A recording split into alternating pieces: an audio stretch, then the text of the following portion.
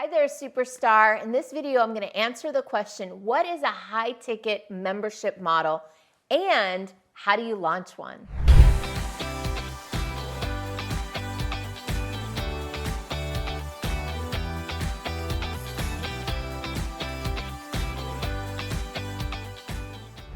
A high-ticket membership model is literally the ticket for prosperity, for scalability, and for lifestyle. Now, like many people, I used to think that one-on-one coaching was the most valuable and the most high-ticket type of coaching. That's what most people would think, right? You'd think if you spend more time on it, then it should cost more money. But actually, I'm going to invite you to consider a different paradigm. This new paradigm basically recognizes that there's more power in coaching in a group environment than there is in the one-on-one.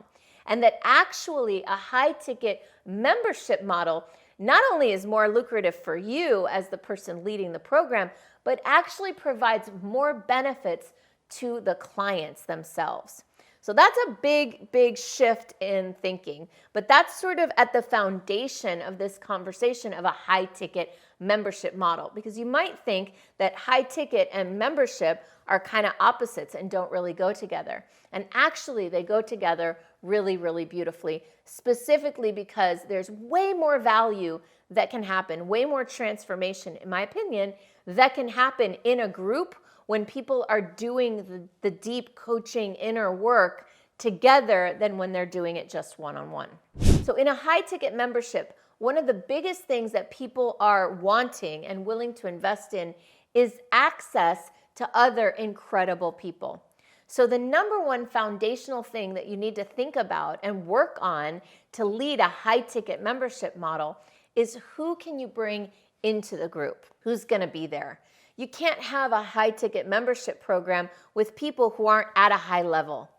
So you have to start by saying, all right, I need to make sure that it's an elevated community that I'm building, because that's the only way you're going to have people willing to pay big bucks to be there.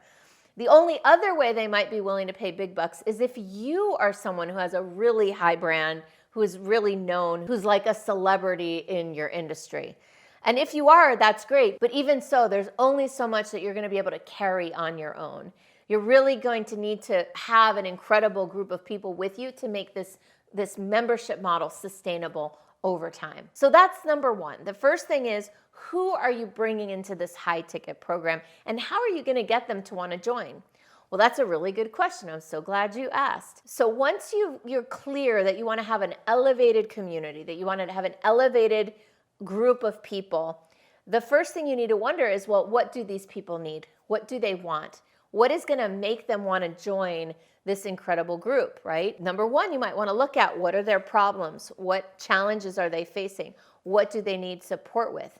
Also looking at what are the possibilities that are in front of them? What are the opportunities? What are they looking for? What is the vision that they might have? And then from that awareness, designing a value proposition that's going to speak to those people. The value proposition is, what are they going to get out of the program? It's not enough, I don't think, to just say, hey, you're going to be hanging out with amazing people. You want to be able to say, hey, you're going to be hanging out with amazing people doing this work. This is what we're going to create together. This is what we're going to work on together. This is what you're going to create as an outcome. This is what you're going to walk away with. So having clarity of the audience, having clarity about what they need and want, and then designing the program to meet those needs. Another thing you'll want to look at is, what's your pricing strategy? We're talking high ticket. What does that mean for you? Right? So it depends too, like, how are you going to structure the program? Is this going to be a year-long commitment? Is it going to be a shorter commitment? I will say that it's my opinion that you want to have a longer agreement, at least a year. And that's because you don't want to have a revolving door in your membership group, especially at that high ticket level. If you've got people that are coming and going, that really negatively impacts the coherence and the cohesion of the culture. So setting a high price point that really reflects the high value that you're offering. I found that high ticket membership programs, somewhere in the neighborhood of 10 to 12 as a starting place, $1,000 a year, all the way up. Well, I've seen them all the way up to $50,000 and even $100,000 a year, depending on who's in the room, who's going to be in the program. But I would say 10 to 12 is a good starting place. Now, before I talk a little bit about launching a program like this, I do want to invite you to please like this video and subscribe to my channel. I would really appreciate it. Thank you. Now let's talk about launching a program like this. My advice is to, instead of creating marketing materials and putting them out there and hoping somebody bites or people bite, I recommend seeding the program with a few founding members. What that looks like is having a list of dream people that you already know, that you already think could be a good fit for this, that would be the kinds of people that would benefit from it and that would also attract other people, right? So going to those people and offering it to them first as a founding membership, which is some sort of special designation that you'll give just to them and that they will always be a founding member. Now, you might want to give those founding members a special price, but you don't actually have to.